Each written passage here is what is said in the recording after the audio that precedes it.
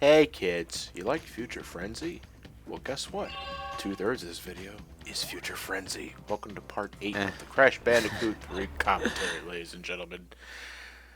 Okay, so we're going back to Tomb Raider to actually finish the level because we took the alternate route to get the blue gem. Now, what I should have done originally was break all the boxes on my way to the alternate route, grab the blue gem, and then kill myself so that I respawned at the checkpoint in the normal route and just continue my way through. Because the game keeps the gems that you collected in the route as long as you don't exit the level. Yeah. I've done... It saves a bit of time at the cost of one of the 85 lives you have at this point in time.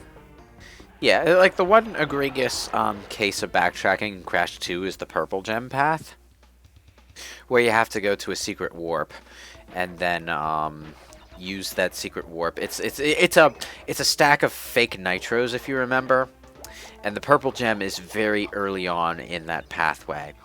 Now, I've never seen the end of that path because I get the purple gem, kill myself, and then beat the level normally. Yeah, one of the there's some times where just killing yourself is the faster option. Yeah, one of the peculiar things about the bouncy boxes, the ones with the lines along the side, the ones that you jump on multiple times for Wumpa Fruit, if you jump on them, go somewhere else, and then wait a few seconds, and then jump on them again, they will break immediately. And I think it's in Crash 2, but there's actually one bonus level where to get all of the boxes, where to get all of the boxes, the game actually expects you to strategically use this fact in order to jump across the boxes, get something, and then jump back across or something. It's another minor thing that they changed in Crash 3 is that those boxes, the striped boxes, they sped them up. Yeah. In Crash 1 and 2, you had to bounce on it 10 times to get all the Wumpa Fruit inside. Now it's only 5 bounces, but you get 2 Wumpa Fruit per bounce. Yeah, that's... I welcome the change, to be honest. Because it was always... so do I. It was always a bit of a drag when you had to stop to get the, 10 Wumpa Fruit from a box that you had to bounce on for 10 seconds. Because it was 10 seconds. It would be 1 bounce per second. Exactly.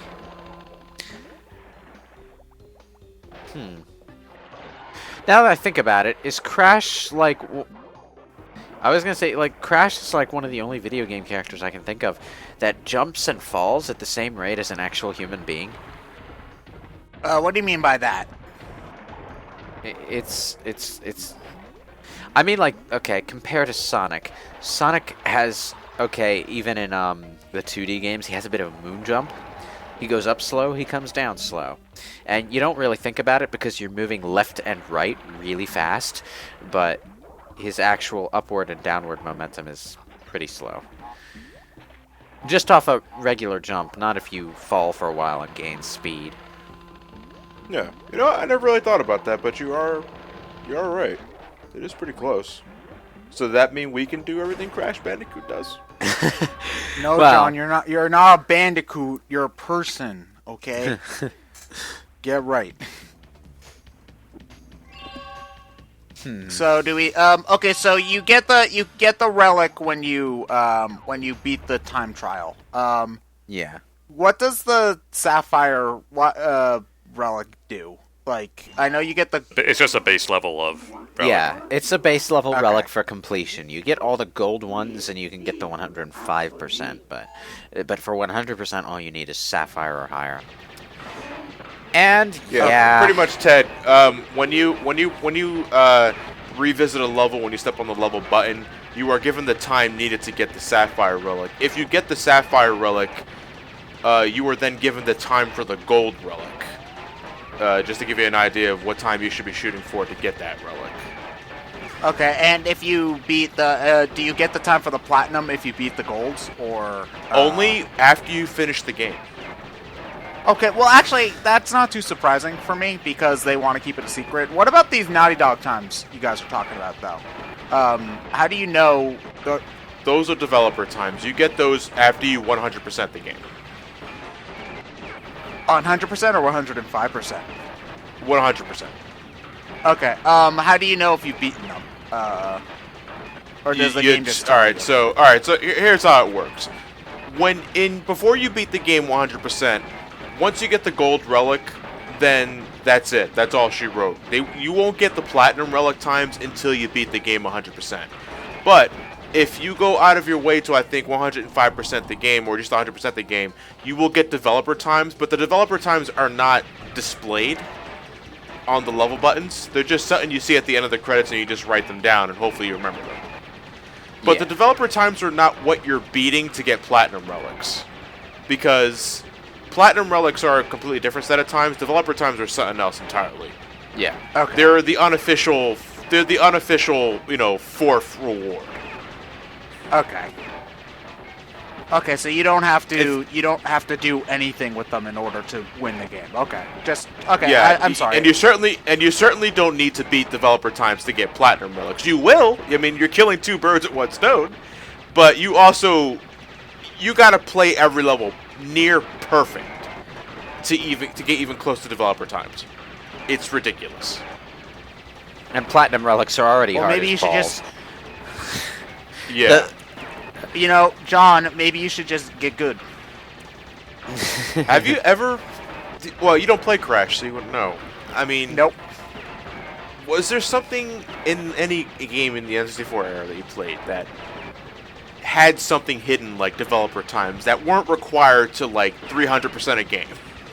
Not really. Most of the games I played on the N64 were more slow-paced and not really about time trials.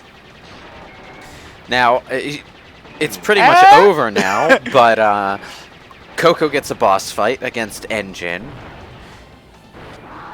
Her only boss fight. For the second time, we've sent Engines flying off into space. I guess he can breathe. Maybe he's got a missile in his chest He as does well. have a. Yeah. Wait. How does? What?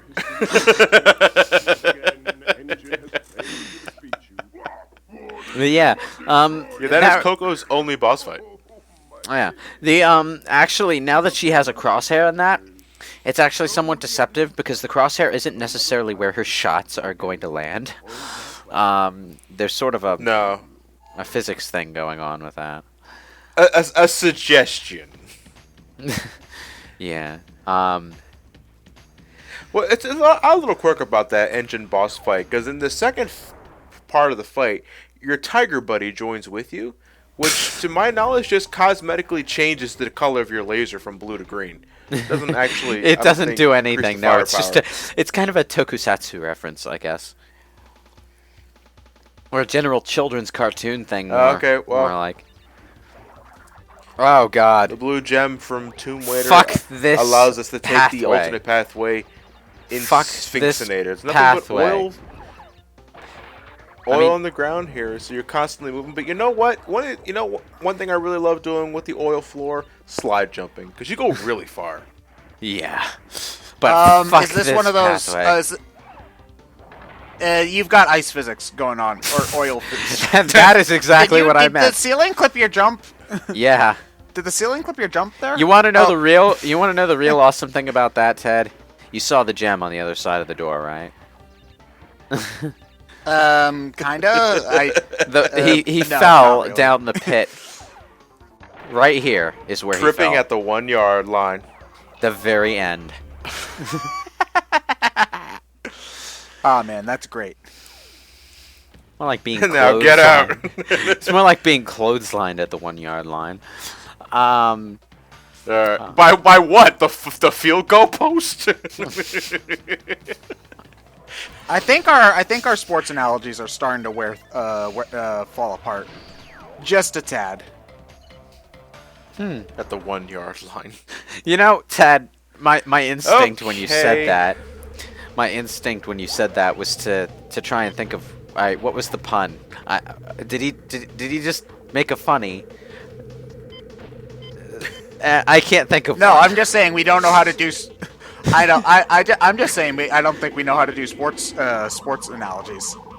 No, Do you no, even no. sport? No, I don't either. But I do know what the 1 yard line is, so. Yeah, what much better than the 1 meter line? I'm gonna assume Lewis is sticking his tongue out and not having a seizure. But anyway, welcome to the last third of this video. It's the fucking secret path and future frenzy. So, not only do we have to go through this alternate pathway, Gotta the go through the drop-off point at the entire end level. of this place is in the center of the original route. So we have to backtrack to the beginning of the original route and then make our way back just so we can get all the boxes, because the box gem requires that you go here. Yeah. That sounds dumb. Yeah. It is dumb because it's more backtracking against the goddamn camera. This is not bad. This is the side-scrolling part, so whatever. Just go left. You got to go through Metroid all it up, this and then bitch. come. Yeah. You got to go through all this and then make your way back. So, one thing I would also keep in mind is knowing when to use your checkpoint boxes.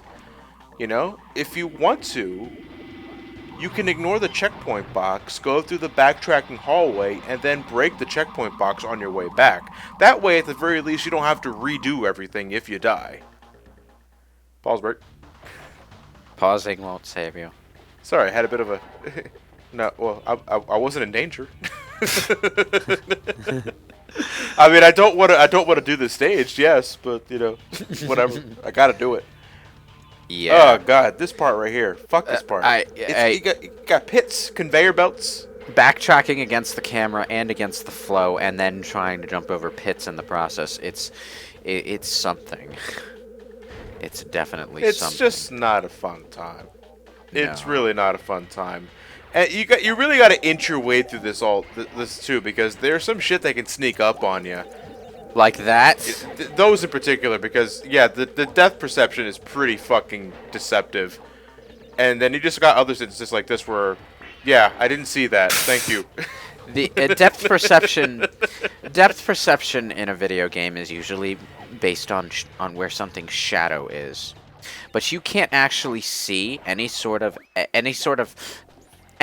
beneath those lasers to tell you where their positions are while the lasers are off. When the lasers are on, you do see a little beam of light across the ground that tells you where the laser itself is, but the floating things on the side don't have shadows. They're over top of empty air. So you got to be careful about that. And if they do, something's wrong. I wouldn't be sure if I was grateful for that sort of thing. So is this Highly supposed to be a future level or an Attack of the Clones level?